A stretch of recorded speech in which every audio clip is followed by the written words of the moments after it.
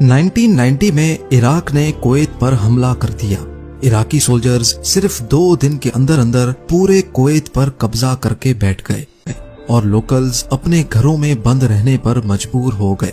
American allies ने Kuwait की मदद की और इराक के खिलाफ मुकाबला किया।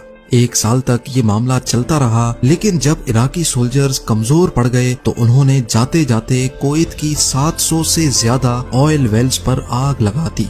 ना सिर्फ इतना बल्कि इराकी सोल्जर्स ने ऑयल वेल्स के आसपास अंडरग्राउंड माइंस इंस्टॉल कर दी ताकि कोई भी आग को बुझाने की हिम्मत ना कर सके। ये आग इतनी खतरनाक थी कि अगले 10 महीनों तक ये नॉन स्टॉप जलती रही। एक एस्टीमेट के मुताबिक तेल के इन कुओं पर आग लगने से कुवैत को रोजाना 60 लाख बैरल्स का नुकसान हुआ था, यानी टोटल 10 महीनों के 180 करोड़ बैरल्स का नुकसान। पूरी दुनिया में 15 दिनों तक जितना ऑयल आज इस्तेमाल किया जाता है उतना ही ऑयल कुवैत में जला दिया गया था। 10 महीनों के बाद जाकर कुवैत ने इस आग पर $1.5 अरब खर्च करने के बाद काबू पाया। ये हिस्ट्री का एक ऐसा वाकया था जिसने अगले कई सालों तक कुवैत को खोखला करके रख दिया। जब कुवैत इस मसले से निकला तो तब तक बहुत देर हो चुकी थी। एक और गल्फ कंट्री में ऐसे प्रोजेक्ट्स जन्म ले चुके थे कि इनके सामने कुवैत सी सिटी का प्रोजेक्ट किसी खाते में ही नहीं था। जी हाँ, हम बात कर रहे हैं दुबई की। यहाँ दुनिया का सबसे महंगा 7 स्टार होटल बन चुका था और आर्टिफिशियल आइलैंड्स के कई प्रोजेक्ट्स की कंस्ट्रक्शन भी स्टार्ट हो चुकी थी। और तो और दुनिया की सबसे ऊंची बिल्डिंग बुर्ज खलीफा की कंस्ट्रक्शन भी स्टार्ट हो चुकी थी।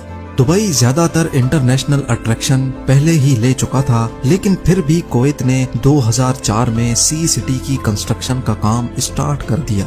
सी सिटी का ये प्रोजेक्ट 5 फेजेस में डिवाइड किया गया और फैसला किया गया कि एक एक करके फेजेस कंप्लीट किए जाएंगे। सबसे पहला काम था फेज 1 और 2 पे खुदाई करने का। इसके लिए 40 bulldozers, 90 articulated dumpers, 87 एक्सकवेटर्स, 48 dump trucks और 6 क्रेन्स मंगाई गई। ये कोई आम खुदाई नहीं थी क्योंकि रेगिस्तान के इस हिस्से में सिल्ट पाई जाती है। सिल्ट एक बहुत सॉफ्ट किस्म की सैंड होती है जिसके ऊपर कोई भी बिल्डिंग खड़ी नहीं हो सकती। बिल्डिंग तो क्या, इस पर चलना भी बहुत मुश्किल होता है। लिहाजा पहले खुदाई करके ऊपर वाली लेयर से रेत अलग की गई और फिर नीचे से सिल्ट को बाहर निकाला गया। उसके बाद वही रेत डालकर जमीन का लेवल बढ़ाया गया ताकि आने वाले सालों में ग्लोबल वार्मिंग की वजह से समंदर का लेवल बढ़े तो इससे साहिल पर बनने वाले विलास पर कोई असर ना हो। इस प्रोजेक्ट में सिल्ट और रेत की खुदाई बहुत मास लेवल पे की गई थी। कई महीनों तक 24 घंटे वर्कर्स की एक आर्मी इस काम पे लगी रही। प्रोजेक्ट डायरेक्टर के एस्टीमेट के मुताबिक सी सिटी के फेज 1, 2 और 3 में से total 74 million cubic metre sand निकाली गई। ये तकरीबन इतनी ज्यादा रेत थी कि इससे अहमदाबाद में वाक़े दुनिया का सबसे बड़ा क्रिकेट स्टेडियम 20 मरतबा भरा जा सकता है। रेत से लेवल तो इंक्रीज हो गया था, लेकिन इसको अब कंप्रेस करने का वक्त आ चुका था क्योंकि ये रेत फिलहाल बहुत लूज थी और किसी भी बिल्डिंग की फाउंडेशन को बर्दाश्त नहीं कर पाएगी। कंप्रेशन के लिए क्रेन से 15,000 केजी का वेट जमीन पर गिराया जाता। जिस जगह पर ये लोड गिरता वहाँ एक बहुत बड़ा गड्ढा बन जाता था। एक दिन में 1200 मरतबा 15 टन का ये वजन जब जमीन पर गिराया जाता तो कुछ ऐसा मंजर देखने को मिलता था। बाकी सब चीजें तो अपनी जगह, लेकिन एक मसला ऐसा था जिसका डर अंदर ही अंदर सबको खाए जा रहा था। इन आर्टिफिशियल क्रीक्स में जब समंदर का पानी डाला जाएगा तो क्या ये पानी नेचुरल तौर पे फ्लो करेगा भी कि नहीं?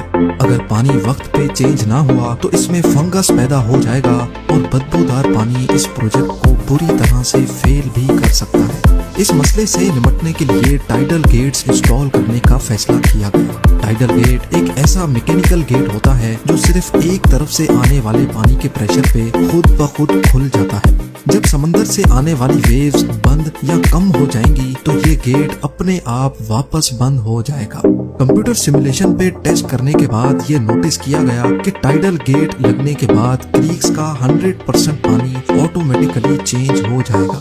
टाइडल गेट का मसला तो सिर्फ एक बड़े मसले का सॉल्यूशन था, लेकिन अभी कई और मसलों से निपटना बाकी था। सी सिटी के इस प्रोजेक्ट में टोटल 250 किलोमीटर के नए बीचेस बनने जा रहे थे। یعنی جتنی کویت کی اپنی کوسٹ لائن ہے اس سے بھی زیادہ لمبی یہ کوسٹ لائن ہونے والی تھی۔ اتنے زیادہ نئے بیچز کے لیے وہ خاص سینڈ بھی چاہیے ہوگی جو عام طور پہ ہمیں بیچز پہ ملتی ہے۔ اب اتنی زیادہ سینڈ لائی کہاں سے جائے، یہ ایک بہت بڑا سوال تھا۔ ایکسپرٹس نے اس کا بھی ایک سولوشن نکال ہی لیا۔ نارمل ڈیزرٹ سینڈ جس کی کویت کے پاس کوئی کمی نہیں تھی، اس میں ہر سائز کے پارٹیکلز ہوتے ہیں۔ بیچ پہ جو سینڈ موجود ہوتی ہے اس میں سینڈ کے پارٹیکلز کا سائز زیادہ بڑا ہوتا ہے، لہٰذا اب فیصلہ کیا گیا کہ نارمل ڈیزرٹ سینڈ میں سے موٹے سائز کے پارٹیکلز کو فلٹر کیا جائے گا۔ ریت کو پانی سے دھو کر اس میں سے موٹے سائز کے ریزوں کو الگ کیا گیا۔ صرف ایک بار نہیں بلکہ یہ پروسیس 4 بار کیا جاتا تھا۔ پانی سے دھونے اور فلٹر کرنے کے اس پروسیس میں جو ریزے بچ جاتے تھے وہی بیچ کے لیے پرفیکٹ تھے۔ ایک دن میں 4000 ٹن ریت کو لایا جاتا اور پانی سے دھو کر اس کو فلٹر کیا جاتا تھا، اور یہ پورا پروسیس کئی مہینوں تک دن رات چلتا رہتا۔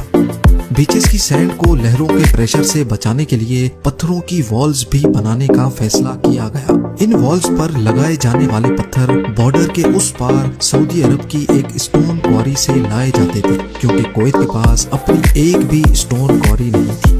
پورے 6 سالوں کی محنت کے بعد سی سٹی کے 3 فیز کمپلیٹ ہو چکے تھے۔ اب باری تھی ایک عالی شان لانچ پارٹی کی۔ کویت کے اس وقت کے امیر صبا الاحمد نے اس پروجیکٹ کا بھرپور انداز میں افتتاح کیا، اور اسی موقع پر انہوں نے اس پروجیکٹ کو اپنے نام سے بھی جوڑنے کا فیصلہ کیا، اور تب سے لے کر یہ پروجیکٹ صبا الاحمد سی سٹی کے نام سے پہچانا جاتا ہے۔ یہ اپنی طرز کا ایک انتہائی کمپلیکس میگا پروجیکٹ ہے جس کے ابھی تک صرف 4 فیز کمپلیٹ ہوئے ہیں، اور 5th فیز کی کنسٹرکشن ابھی تک چل رہی ہے۔ پچھلے 32 سالوں سے کویت اس پروجیکٹ کو پورا کرنے کے لیے کئی مشکلات کو جھیل چکا ہے، اور اس میں پیش آنے والے انجینئرنگ چیلنجز کو صرف ایک چھوٹی سی ویڈیو میں بیان کرنا خاصا مشکل ہے۔